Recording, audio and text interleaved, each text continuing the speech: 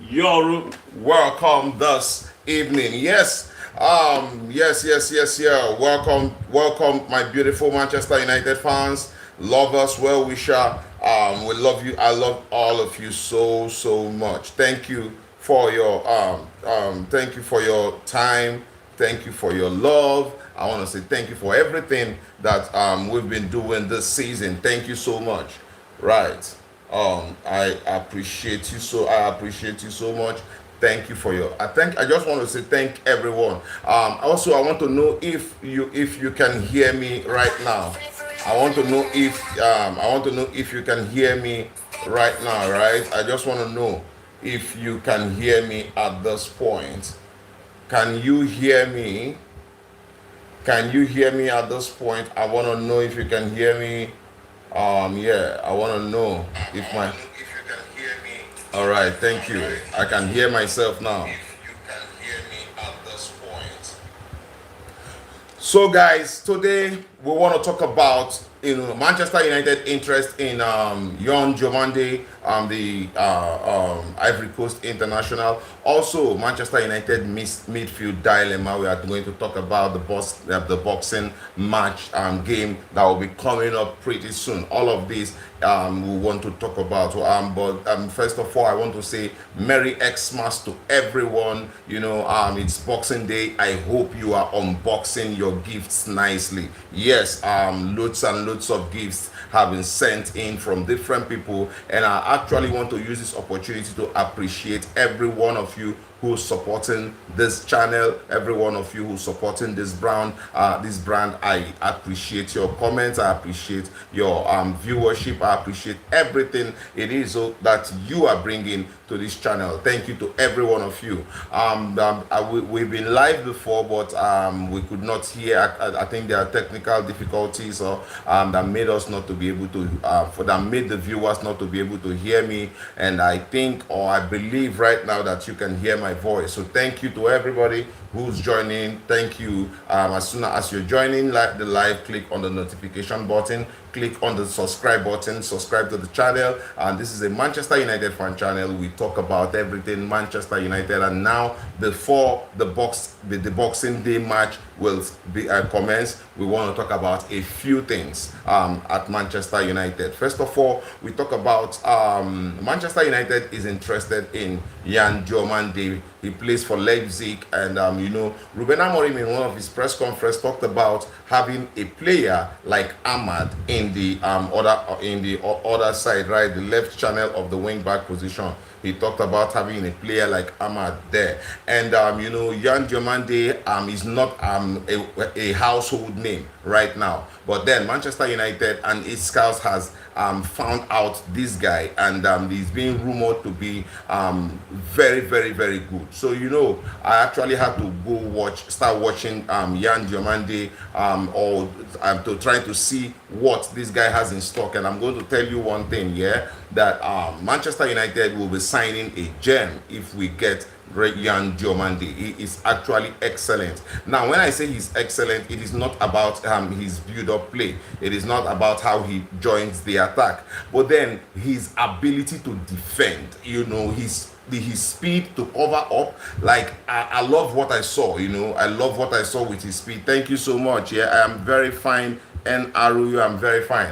I actually loved the speed and his cover up speed. I think Yan Diomande, whatever his name is, I think that he fits Manchester United playing system. There was something about it. There was a rumor about Manchester United, if we had gotten Antoine Semenyo, that Manchester United was ready to tweak their system just to accommodate Antoine Semenyo. I don't know where that came from, but the Ruben Amorim I know, I don't think that he would want to tweak his formation just because of one player. You know how unsettling that can be. Your team, you have over 20 players in the Manchester United a dressing room, then you are tweaking your formation because you want to get in a player. You know how disastrous that can be. So wherever the news came out from, I didn't think that was actually what Ruben Amorim would have wanted to do, because if Ruben Amorim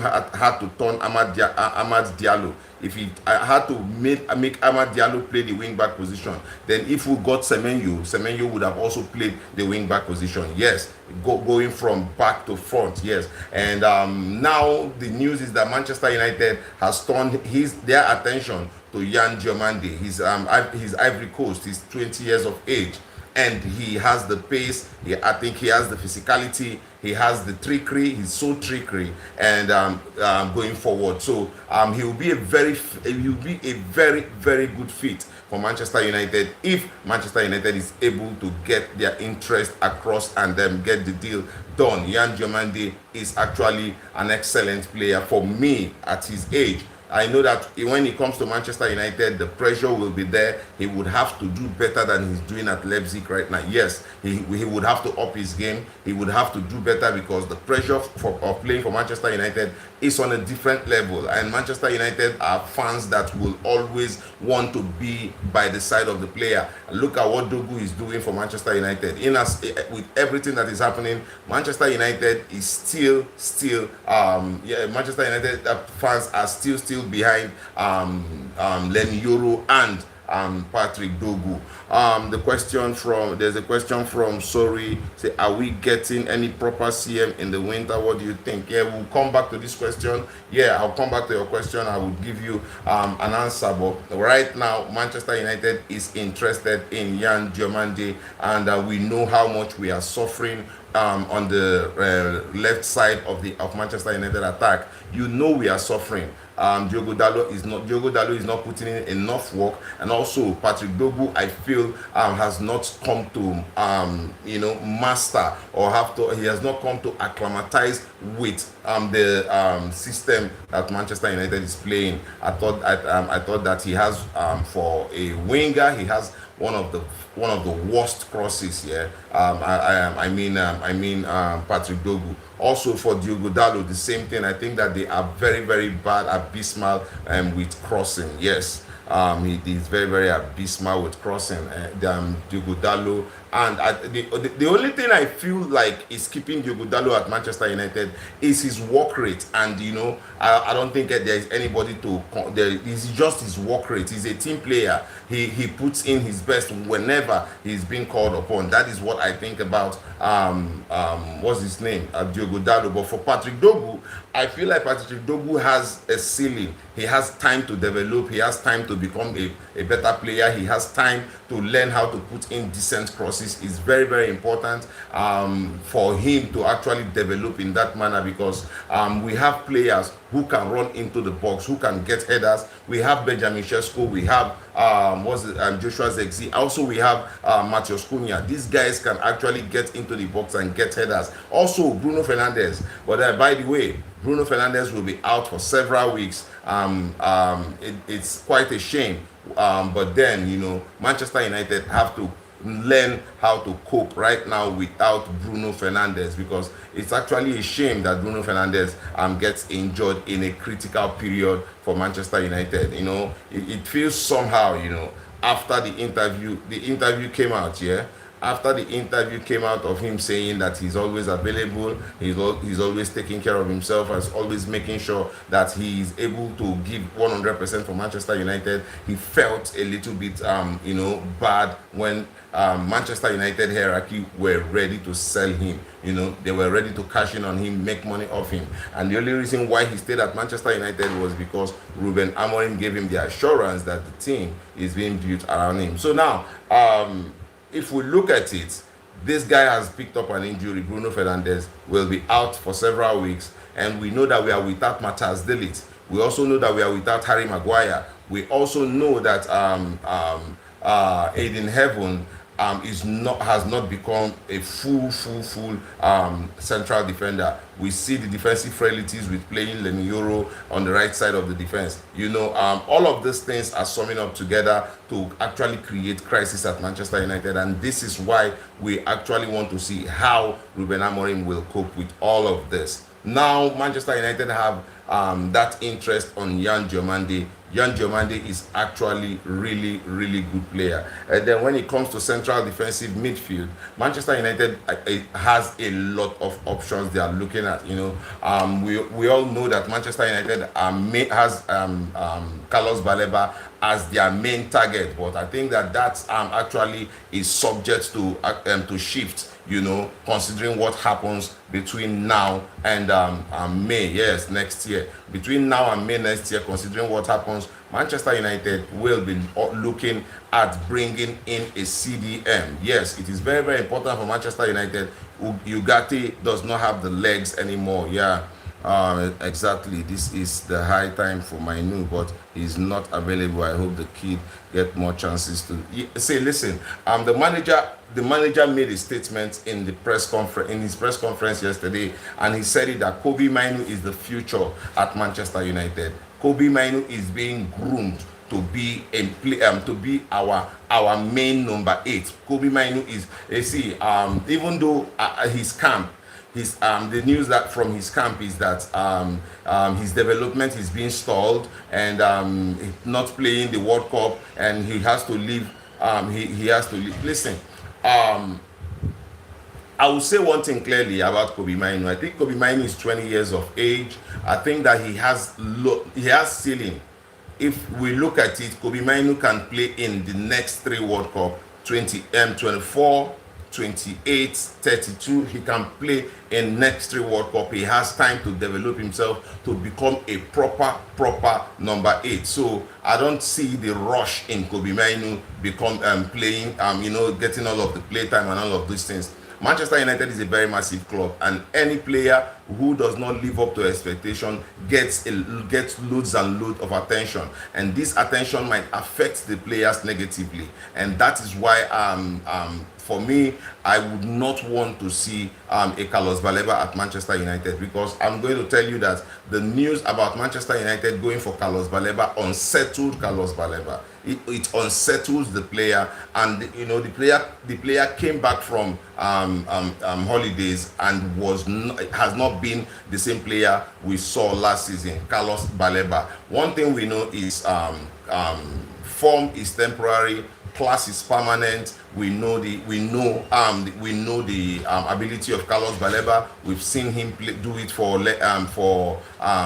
Brighton and Hove Albion. The question is, will he be able to soak up the pressure? Because it is absolute madness playing for Manchester United and then not performing. All of the media attention will be on you, and that is something that affects players negatively. Yes, so I feel like Kobe Mainu, for me, I feel like Kobe Mainu has to be groomed properly to play in that position, and he's been a Manchester United player for the longest, and I think he will be able to cope with the pressure than Carlos Baleba, because right now, tell me, Carlos Baleba comes to Manchester United and does not put in a decent performance in the first 2-3 games, and then we all know Manchester United fan base, how fast we can go on players, and that might just affect the player negatively. So I'm thinking that we should just take it easy and see what we can do with Kobe Mainu, because Bruno Fernandes has said it. Ruben Amorim has said it. This guy is being groomed for a reason. He's being groomed to play a certain position for Manchester United, and this is why the reason why Kobe Mainu is a player of special interest, because the manager believes in his ability, the manager believes in his skill set. The manager just wants him to give a little bit more so that the player can be, this noise is too much, so that the player can be ready to do what he wants to do.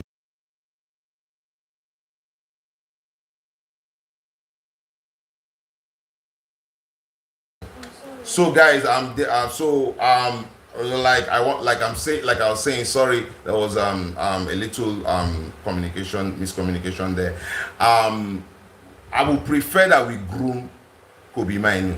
I prefer we groom Kobe Mainu and make him very, very formidable for Manchester United, instead of going to buy Carlos Baleba, who right now not in form from the beginning of the season after giving an excellent performance last season. So I would prefer we deal with a player we already have, a player that the fans love, a player that the fans want to see play. And I know that Kobe Manu will have that ability to play in the number 8 and in the number 6 positions. And this is something Ruben Amorim has come out to say by himself. This player is being groomed for the future. He is the future at Manchester United. So I think that Kobe Manu should be a little bit patient and concentrate on growing his this thing. Divock Origi is a free agent. Do you think we should go for him? That will bring some competition for Sekou. And do you think we should give more playtime to Chidobe? No, listen. Origi is an experienced player, right? And Ruben Amorim does not want to sign players who are makeshifts, who will come in to fill the box for a little time and then leave. Ruben Amorim wants longevity, and that's why he's going for players that are going to stay at the club for a longer period of time. And if that means that he does not sign a player now, that will be the price that Manchester United have to pay, because Ruben Amorim wants players who will stay at the club for a very long time. So for me, I think that I feel like Joshua Zexi and Benjamin Sekou have to step up their game. For me, I feel like Joshua Zexi has to step up a little bit more, to create that competition. I will not, unless we are going for Origi as a lone player. Yes, as a lone player. I don't think that Manchester United should be investing on a player like that. We have other very good strikers. Look at what's his name for Aston Villa, the Aston Villa striker.